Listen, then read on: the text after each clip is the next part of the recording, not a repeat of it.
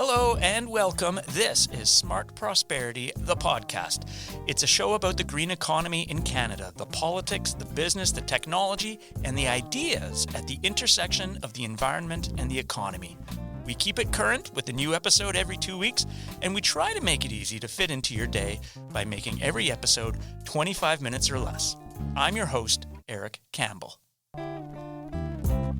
On today's show, what are the green technologies to look out for this decade? Leah Lawrence from Sustainable Development Technology Canada tells us about the next cohort of transformative, disruptive, and downright cool clean tech.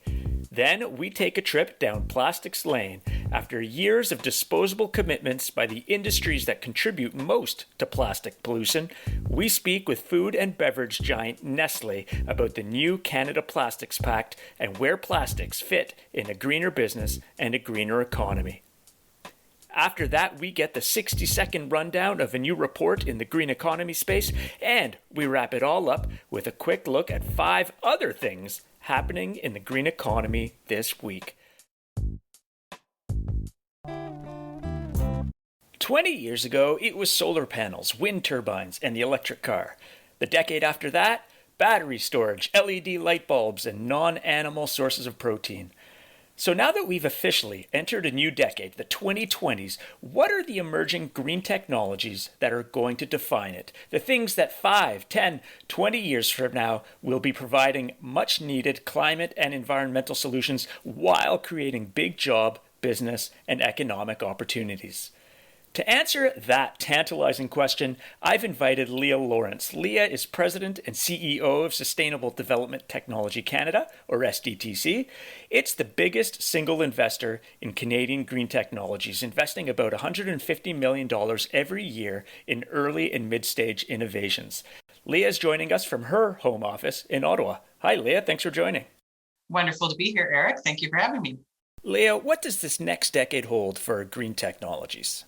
I've never been more positive than I am today about what's happening on climate change and that we're going to beat it, that we're going to meet those targets that are out there, the 2030, the net zero by 2050, and that entrepreneurs in Canada can lead the way. And let me just tell you why I'm positive, okay? Because first, it's that we're seeing this massive game-changing movement of financing into climate tech or clean tech. And let me just give you some perspective on this. I was reading some stuff before Christmas that talked about from 2013 to 2019, there was this 3,750% or something like that increase to like $16 billion globally in venture capital alone for climate tech.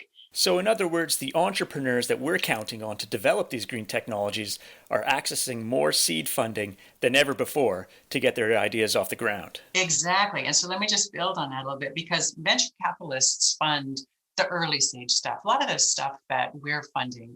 And so if you've already seen 16 billion globally going into venture capital fund-backed companies in climate tech, that means they're on the verge of rapid commercialization and adoption. And that really matters, because if we're talking about 2030, which was the most recent announcements by the federal government before Christmas with their climate strategy, that means we really only have a business investment cycle is about 5 years long. So if we're targeting 2030, that means we really only have about 2 investment cycles to have Canadian greenhouse gas emissions. So, on the one hand, that's a really challenging time period and a challenging, daunting kind of timeline. But on the other, when you have all of these technologies that are ready to break out, so to speak, that really gives a lot of positive energy and hope. So an important decade and an important couple business cycles, as you say, for implementing green technologies to meet our climate goals. Tell us about some of the green technologies that we might see break through in this decade. This is what's really fun about our seed program, is because we fund about 100 companies that are nominated by accelerators across the country every year. You can really get an insight into what might be coming down the line 2, 3, next year, 2 years, 3 years from now. And I'm really excited about the fact that about 40% of our portfolio is data enabled. And what that could mean is A company like, there's a company in Vancouver run by some really amazing folks called Semios Bio. And if you don't know them, you should know them. They're one of our leading clean tech companies, and they're in the agriculture sector. What they do is they have figured out how you can use pheromones to stop insects from having sex, as the CEO would say. Careful now. This is a family-friendly show, Leah. Yes. There you go. Sorry, I won't get any more into it than that. So what happens is that they deploy these little sensors into fields. And initially, when we first met them about 5 or 6 years ago, I think, they thought that that was what they would do. They'd sell these little boxes that have pheromone release mechanisms in them into trees that had almonds or lemons or what have you. But what they realized is those farmers that run those orchards don't want the little boxes because they can become obsolete. What they want is the service associated with knowing they have the best or organic insecticide available. And so what they sell today is a packaged approach to insect control, basically, right? And using software and their pheromone hardware. And this company, Semios Bio, last year, raised $100 million, and I think is profitable and is on track to raise a significant amount of money and get more customers and on more farms in the upcoming months and years. So data enabled in agriculture, but in agriculture writ large, is really an interesting area. So green technology in the agricultural sector, which of course is valuable for water, soil, and ecosystem health to reduce chemical inputs, but also for climate change, given that agriculture accounts for about 8% of Canada's emissions. What other technologies are exciting you for the next decade? Buildings. Now, Canada, you would have seen in a lot of the programming and policy that's come out that people are going to focus on reducing energy consumption of buildings, but also transforming to net zero buildings, and communities, which is going to mean really rethinking, I think, communities writ large. And you're starting to see this in some other jurisdictions, but also in Canada. You've had some net zero communities now being built, and you're rethinking building materials, you're rethinking energy distribution systems, and that's going to be really interesting. So let's give an example that's concrete. At UBC and some other places in Canada, they're looking at wood frame buildings. I'm sure you've heard about that, Eric. And this is an area where, of course, Canada has an amazing forestry sector that has thought a lot about how to grow forest sustainably. And then, the folks in BC and at UBC in particular are thinking about how do we marry that with thoughtful approaches to building buildings. So you see this whole cluster of wood frame buildings emerging in Western Canada. So those are just some examples. Obviously there's the ones you mentioned. Yeah. Electric vehicles actually in Quebec, really interesting. You go from Lion Electric, which has been in the news quite a lot on buses and garbage trucks electrification. You'll also have full value chain of electric vehicles. We just saw Li-Cycle, who's an interesting lithium ion battery recycling company in Kingston, partnering with New Flyer, who's one of the biggest bus manufacturers in North America, but based in Winnipeg, and thinking about how they can marry electric vehicle supply chain production out of New Flyer with recycling of the batteries with Li-Cycle. So these are the kinds of things that get me excited. Those do sound exciting. So some agricultural clean tech, some buildings and community energy tech, and some electric vehicle tech and supply chain integration. Leah, the government just announced in December an additional $750 million for SDTC to help support Canadian-made green technologies. What kind of a difference is that going to make? Since 17, we've had about 175% increase in the dollars dispersed because we just have a great group of companies and a funnel that we're trying to pull through to commercialization so that the market can take over and have deployment of their technologies. And so what the government has done is recapitalized us at the place that we're at now today, having grown that 175% over the last few years.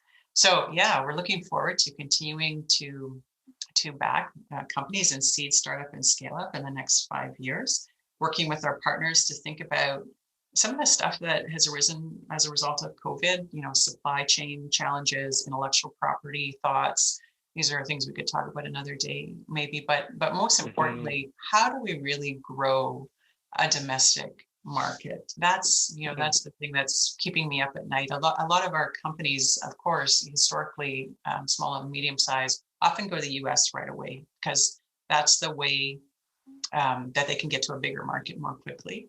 And so some of the Right. things that our team is thinking about is, okay, well, that's challenging when a border is closed because of for trade and pandemic reasons, or to trade for pandemic reasons. And so what Uh-huh. can we do to help companies find more domestic customers in the interim and be ready when the borders open up to really take off and scale? Leah, it's great to hear from you at this exciting time for SDTC and for Canadian Clean Tech. Thanks for being on the show today. No, it was my pleasure. I think the next 3 to 5 years are going to be so interesting, and I look forward to seeing where it goes. That was Leah Lawrence, President and CEO of Sustainable Development Technology Canada. Now, to learn more about some of those exciting green technologies you just heard Leah mention, visit this episode's homepage at podcast.smartprosperity.ca. I just want to say one word to you. Just one word. Yes, sir. Are you listening? Yes, I am. Plastics. Yes, every segment on plastics needs to begin with that clip from the movie The Graduate. Because back in the 1970s, plastics was all the rage. And it still is. The plastics industry will tell you about all the good ways in which plastics have transformed our economy, from medical equipment to the phones and computers we love, to our disposable COVID-19 face masks, to our coffee cups and the paint on our walls. The list of plastics' virtues is virtually endless. But the waste that comes out the other end is one of the most visible and destructive forms of pollution. So, if you're the world's biggest food and beverage company, what do you do? You're the company behind Kit Kat and Aero, behind Haagen-Dazs and Del Monte, behind Purina Pet Food, Perrier, Nescafe, and Pure Life bottled water. Plastic packaging is how you've gotten your product to your customers for decades. What do you do? Well, that's the question for my next guest. Her name is Catherine O'Brien. She's the Senior Vice President of Corporate Affairs for Nestlé Canada. And just recently, she and Nestlé joined 40 other partners, including Coca-Cola, Unilever, and Loblaw, as founding signatories of the new Canada Plastics Pact, which pledges companies to tackle the plastic pollution problem in measurable ways. She joins us by phone. Catherine, thanks for being on Smart Prosperity, the podcast. Thank you very much. It's my pleasure. Catherine, why was signing on to the Canada Plastics Pact important for Nestlé Canada? Well, we're really excited, first of all, to be joining together with, as you mentioned, 40 other companies to look at solving some of the issues that we have around plastic and plastic waste specifically. So for us at Nestlé Canada, and Nestlé globally, in fact, we've made some very, big and bold commitments around our packaging. We're obviously a very big food and beverage company, so we know that we have an important role to play in tackling some of the challenges in front of us. So for Nestle specifically, we've made the commitment to have 100% of our packaging be recyclable or reusable by 2025. So that's a big goal, and we certainly have lots of plans, but we know that we're going to be much better off if we work with our partners across the value chain and with our competitors, with our retailers, to really see where the opportunities may be to collectively bring our brain power together to solve some of these issues and encourage a circular economy. So, Catherine, in my intro, I rattled off a number of Nestlé's brands. They all come in plastic packaging. They all result in some kind of plastic waste. How does Nestlé tackle plastic waste when it's so core to the delivery of your product? You're right. I mean, plastic is very, very important in the delivery of food, to Canadians, and it serves a very important purpose. So certainly plastic keeps our product safe and hygienic and fresh and all those kinds of things. So what the issue really isn't about so much the plastic packaging, perhaps it's about sometimes the type of plastic packaging, but also ensuring that that plastic gets recycled. So certainly from our perspective, we have a very rigorous approach actually to looking at our packages. So we have a plan, or at least a plan for every single package that we make, and a roadmap of how we're going to get to 100% recyclable, reusable. Where we are now is that as we assess our products, about 87% of our packages are currently recyclable. So that's the good news. That's great news. But the challenge that we have is around the 13% that currently are not recyclable. And they're not recyclable because there's not the infrastructure to recycle it. Perhaps it's too complex of a package. Or, in other cases, there's just not really an option, at this point in time. So that's one of the reasons that we're interested in coming together with others across the industry, because we all share very common challenges.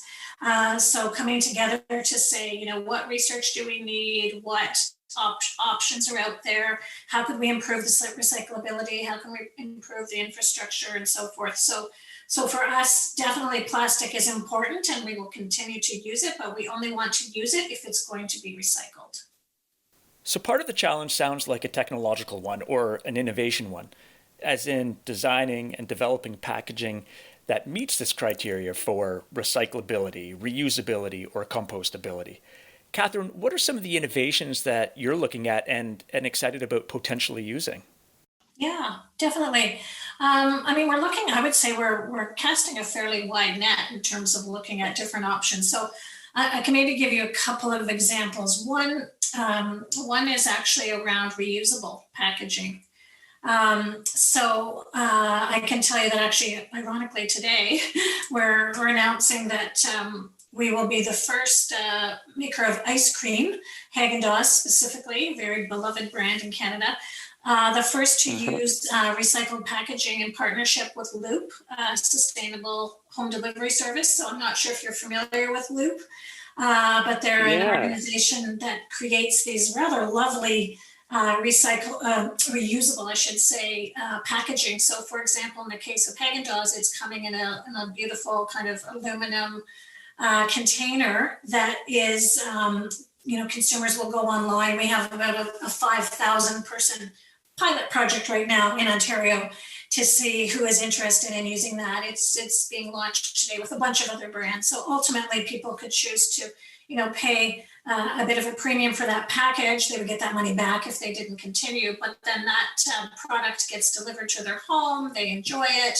The empty containers picked up, cleaned and refilled and brought back again. So anyhow, that's just an example of something that we're certainly piloting in terms of where is the role for reusable packaging is one example. Other things, a big challenge for us as a producer of beverages and confectionery products is what we call a cello bag, a stand-up cello bag, or a pouch, you would call it, that has like a resealable top. Those packages fall in that 13% of the products that aren't currently recyclable that we have, or the packaging, I should say. So we need to find a solution to those. And the reason they're not recyclable is because there's multiple layers in the package and it does not get recycled. So we need to look at options. We have moved towards now the option of a paper package for that has a very kind of small lining, but it can still be recycled and repulped. But right now, that is not actually accepted in most of the recycling programs in Ontario as well. So we're working with government and so forth to solve that problem. But so reusables and options, different forms of packaging like paper. The big challenge is around food grade recycled content. So food has very high standards in terms of the quality of packaging. And right now there's not a lot of available food grade recycled content. So that's something we're looking at. Even things like alternate forms of recycling, like chemical recycling and those kind of things. So those are a few of the things that we have our eye on, but we're certainly, trying to keep up with everything that's going on. And that's really one of the benefits of the CPP is that we can have all of that information kind of consolidated to one group. Catherine, congratulations on joining the Canada Plastics Pact. We look forward to seeing the results by 2025. And thanks for being on today's program. Oh, you're very welcome. And it was really my pleasure. Thanks so much. That was Catherine O'Brien, Senior Vice President at Nestlé Canada. Want to learn more about the New Canada Plastics Pact and its founding signatories and what they're committing to? We've got links for you on this episode's homepage at podcast.smartprosperity.ca.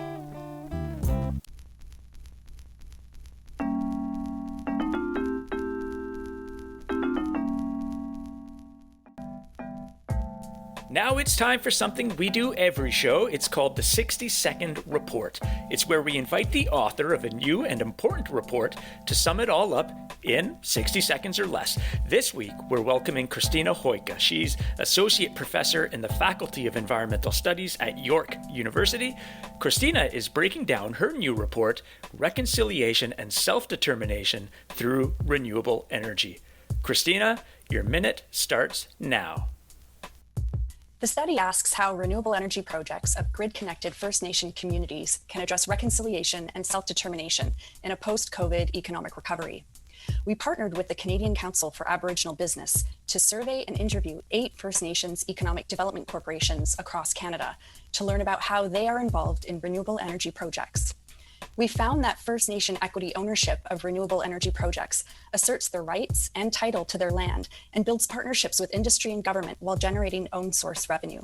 Equity ownership is more lucrative and sustainable than an impact and benefit agreement, and 50-50 partnerships honor the spirit of reconciliation. First Nation economic development corporations can build capacity by providing jobs, skill development, partnerships, and business development. Our findings indicate that provincial, territorial, and federal governments should enhance the policies and programs that have encouraged Indigenous equity ownership and control of renewable energy projects on their traditional territories. Thanks, Christina, and congratulations on your new report. For a link to that new report, you can visit this episode's webpage at podcast.smartprosperity.ca.